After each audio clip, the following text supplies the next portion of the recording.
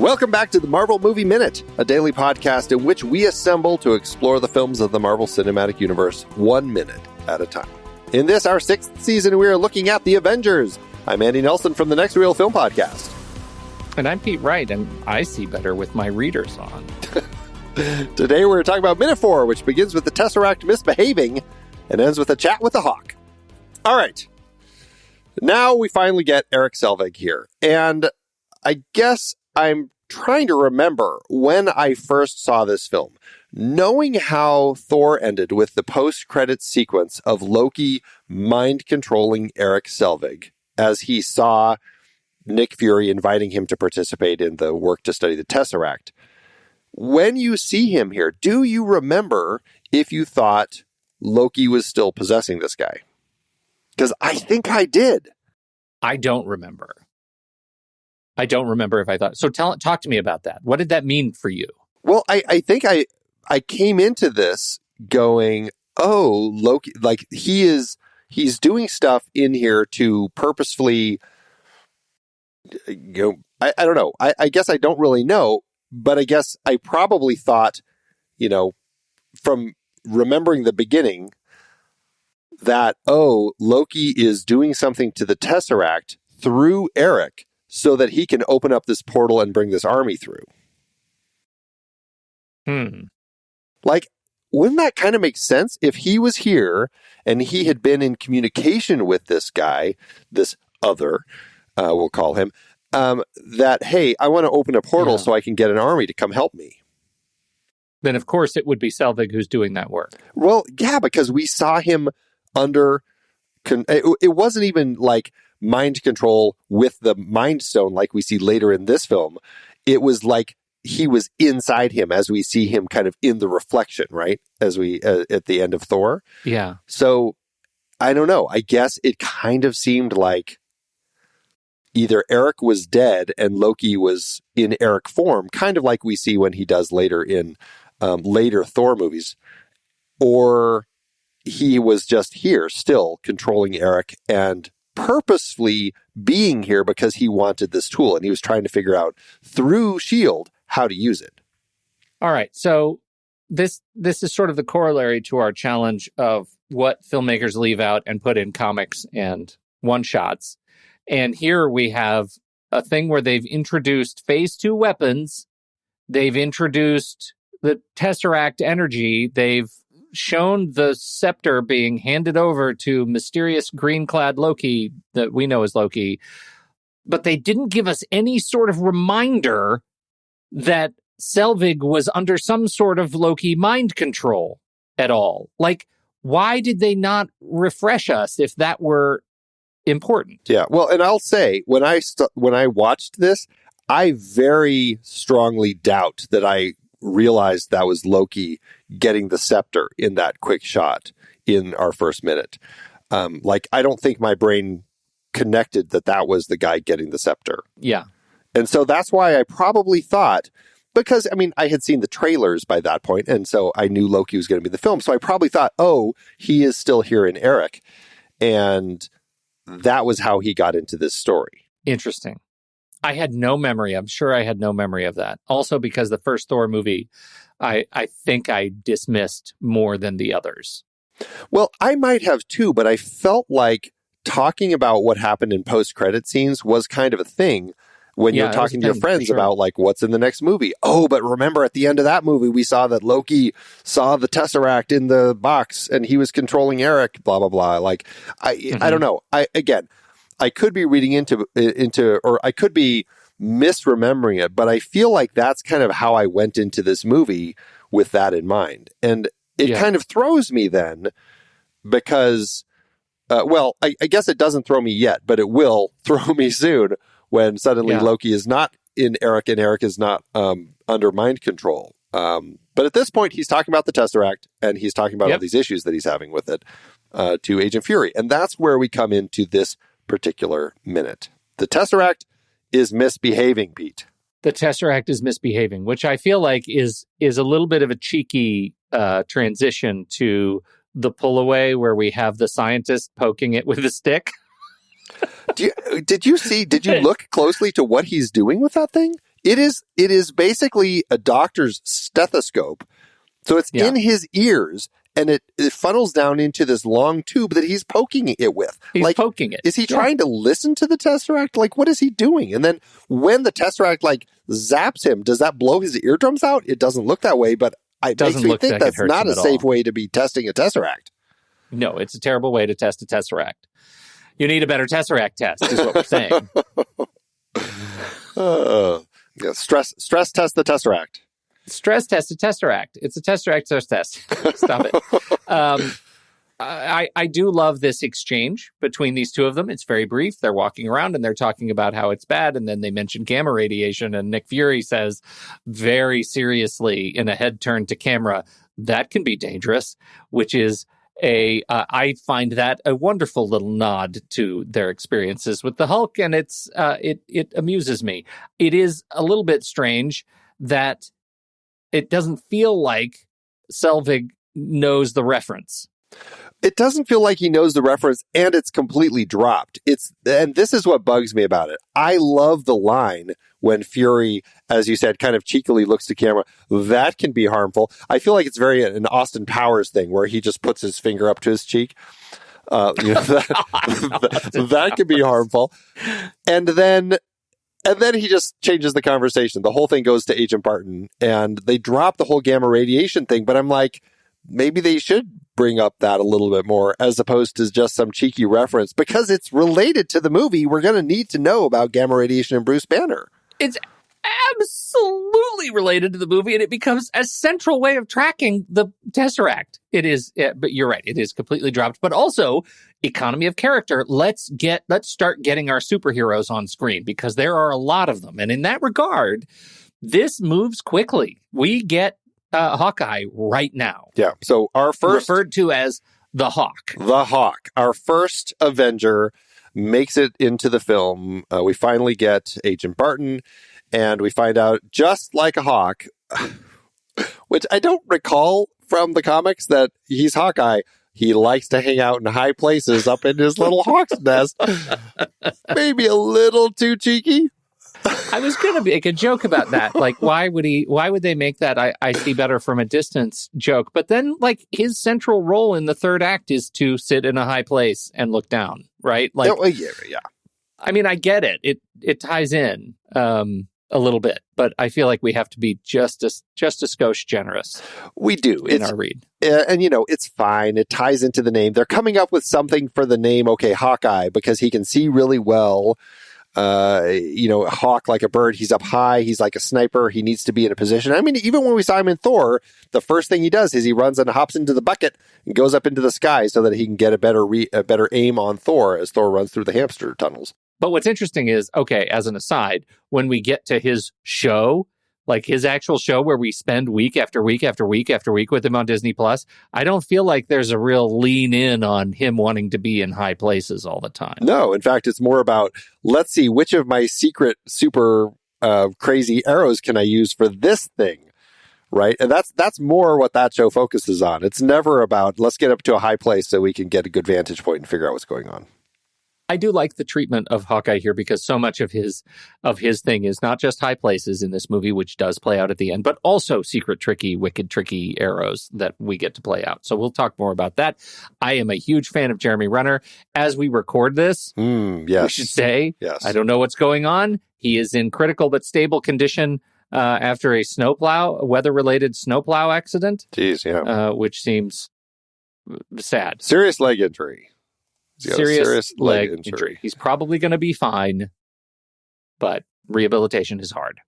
So I guess he had been plowing snow. Yes. I thought I only looked at the headline. You thought he was run over by a snowplow? I thought he was hit by a snowplow.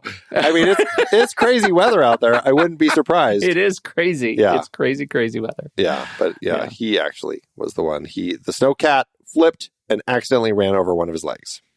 How much do you love, though, just knowing that Jeremy Renner plows snow? I love it. It's great. I just love it. I love it.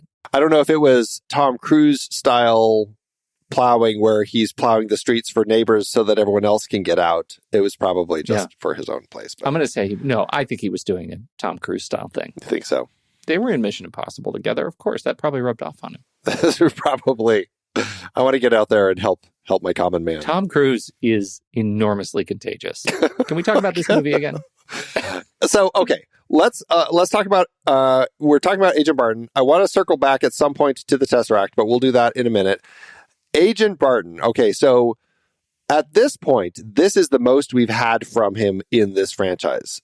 All of the bits that I talked about in the last minute about where everybody was and everything, most of the Hawkeye stuff was comic book related. The only thing we've seen in the film is that bit in Thor as our introduction to him when he's at the hamster cage. Otherwise, this is it. So, what do you think? Do you like the way that Jeremy Renner plays Clint Barton? Do you like him as a character? Do you like the differences of him here as opposed to kind of like the purple costume with the pointy mask in the comics?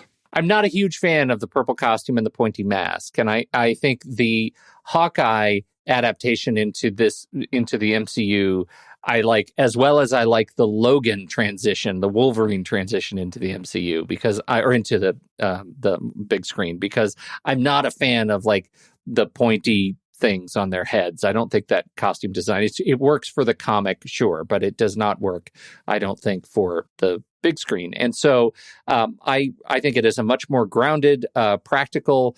I like that his foil ends up being Black Widow. I think they work very, very well together, that they are both grounded Avengers. They're not, powered people. And I think he's great. I think Jeremy Renner is perfect for the part. And I guess I share Jeremy Renner's longtime frustration with, for years he was frustrated with being Hawkeye in the movies because he felt like the character was being underused. And I absolutely agree with that. I think for a long time he was underused as a character. And I think he was, rewarded by waiting it out with what I feel like is such a fantastic Disney Plus series. Right. I hope we see. Even though the Disney Plus series is largely him turning it over to a new Hawkeye.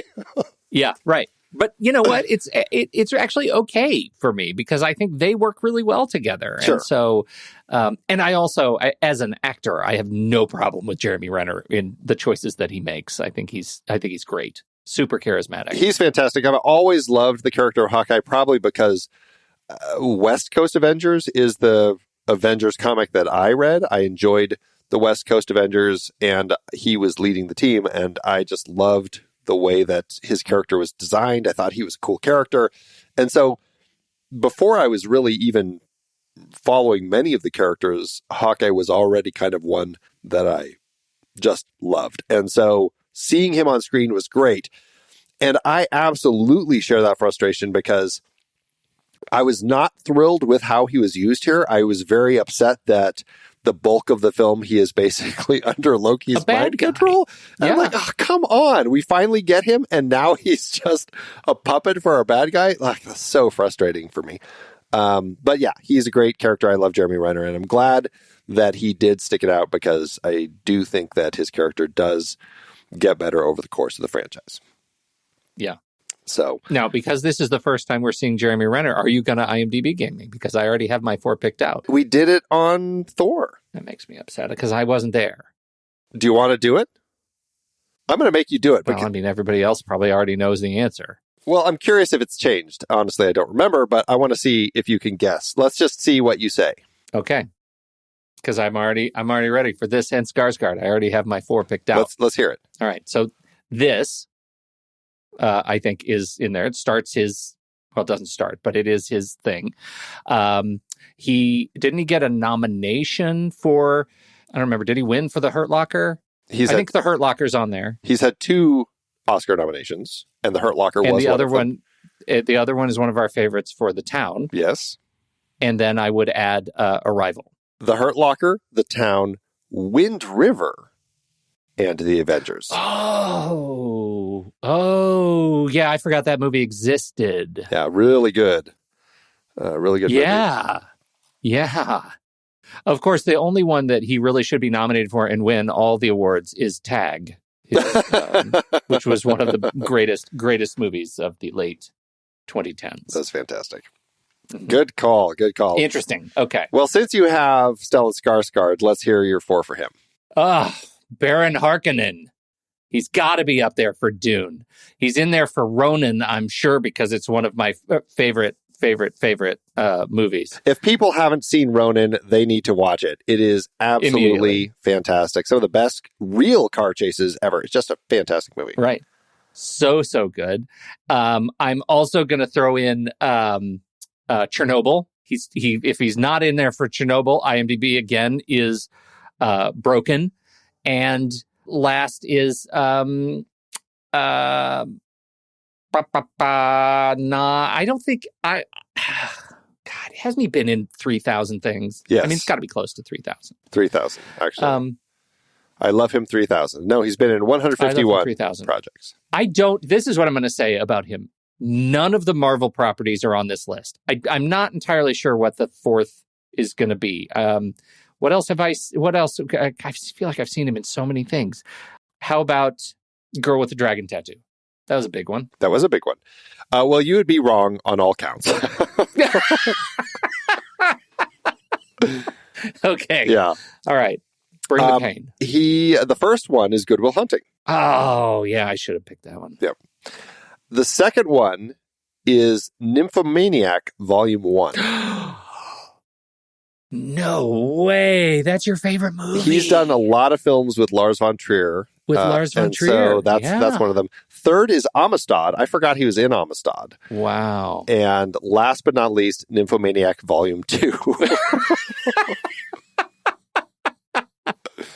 That's amazing. So the only thing you got right is that none of the Marvel films were on this list. None of the Marvel films. And I also got right that people should go watch Ronin. Yes, you did get that those right. two Absolutely. things. I stand by both of those things. I'm actually kind of surprised.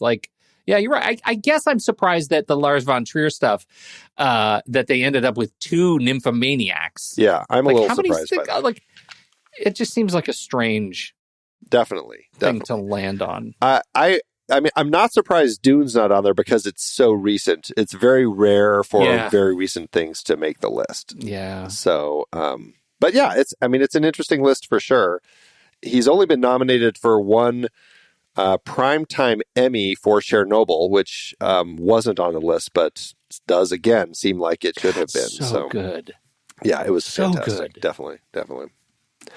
All right. Well, Okay, I want to jump back to the Tesseract real quick, because this is something that we talked about in our season on Captain America, when the Tesseract melted through the floor of the Valkyrie and fell into the ocean, where we're like, what is it doing? Is it just doing its own thing? Which was kind of a question we were asking. And now we have this where the Tesseract is behaving, it's misbehaving. And I am wondering, is this even further cementing the idea that the Tesseract is like the Ring of Power in Lord of the Rings, that is an inanimate object, but somehow has its own, sense of what it's wanting to do? It seems like they're implying that. As we find out, it's not. But it definitely seems like the way that Erik is talking about it is that it is something that's making decisions for itself. I agree with that. The problem is that you have now planted a missed opportunity in my understanding of this movie. And that is that we should have some more either performative or demonstrative, like production design, some sort of indicator that it's actually misbehaving at the behest of Selvig, i.e., Loki, because it feels like that's the connection they need to make. The fact that this is a door opening from the other side, which we'll find out about shortly. I kind of prefer the idea that there are machinations at work that Fury is not aware of because of this supernatural connection. Because you're right. I mean, the Tesseract it's this inanimate object. It's this thing that has an identity. It has motive. It has agency more than we understand. And I think that's what it demonstrates. But also, man, would it have been better to tie those things in and tie Selvig in as more of an agent of authority here too. Yeah, he's genderized it, and that definitely makes it seem like he's giving it a personality as he talks about it. Like he's always talking about it, as a her, as a she. And so it's very interesting that it comes off that way when, she's an energy source. When we turn off the power, she turns it back on. it's I don't know. It's a very strange way to talk about this thing that is essentially an inanimate object. And so yeah, I don't know. I don't know how I feel about that, but I don't know if I just don't think it works very well to kind of treat it that way. Yeah, I feel like this is the thing that's going to continue to bite us, and has over years past doing this show, which is, if you're new to the Marvel Movie Minute, that the idea of looking at a movie a minute at a time reveals things that feel grosser than they do when you're actually watching the movie. Like here we are, we've been talking about this movie for 2.5 hours already, this week, and that we're only 4 minutes into the movie. And I think it's just important to remember that when I was watching this movie, I had no thought of any of this. It's only after watching it over a dozen times that it starts to leak out some of these little holes. And when I watch it not 1 minute at a time, I still enjoy it. But I think you're right. I think they're fumbling some of the treatment of the box itself. Yeah. The other issue that I think this is an issue that is more noticeable coming immediately after Captain America, when Zola had tapped into the Tesseract as an energy source, was making weapons with it that was shooting Tesseract energy, disintegrating people. We had, rotor marks and Schneider piles all over the place across Austria in that film. Zola, I'm so glad you remember all those terms. Zola ended up working with S.H.I.E.L.D. He came on and was working for them, and we'll talk about that more when we get to Winter Soldier and beyond. Right. But this is where I run into issues, and I don't know if this is the writer trying to figure out how to tap into this and figure out how are we making this Project Pegasus thing work with the Tesseract and the energy and all this sort of stuff, when somebody already had tapped into it as an energy source in the last film. Why is this still such a mystery to everybody? Why do they not know how to do it? It just, that really, more than anything, bothers me. All this other stuff I can kind of leave behind. But we saw somebody do it in the last film. He's now working with them, and they don't know what they're doing with this thing. And it just seems strange to me that they're trying to figure out, how do you make this thing work? And that is a puzzle. That is definitely a puzzle that I don't think ever gets answered.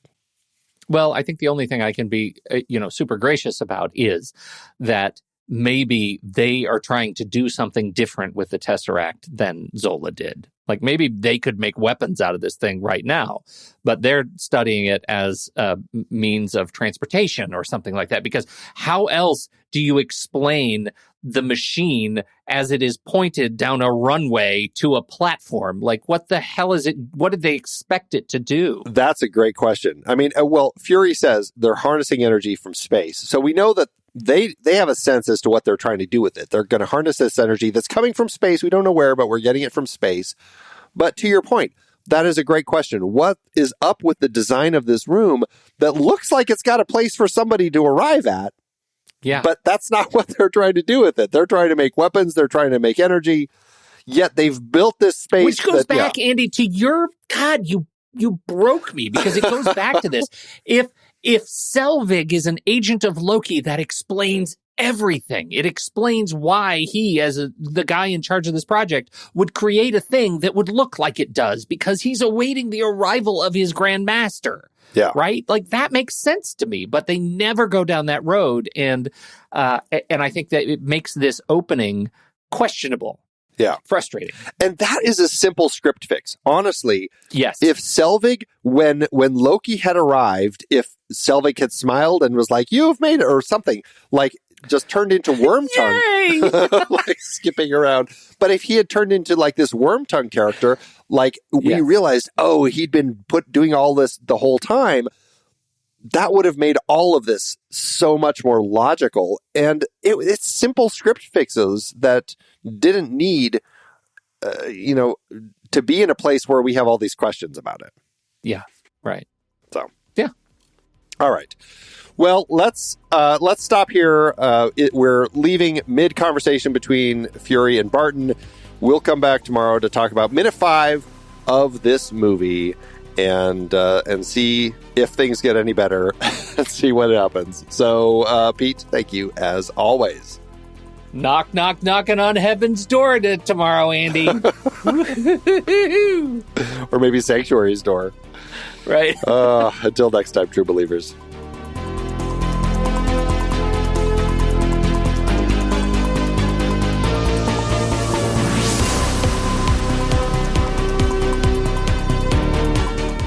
Marvel Movie Minute is a production of True Story FM, engineering by Andy Nelson. This week's music is Message to the World by Anthony Vega, and this season's show art is by Winston Yabo. Find the show at truestory.fm, and if your podcast app allows ratings and reviews, please consider doing that for our show.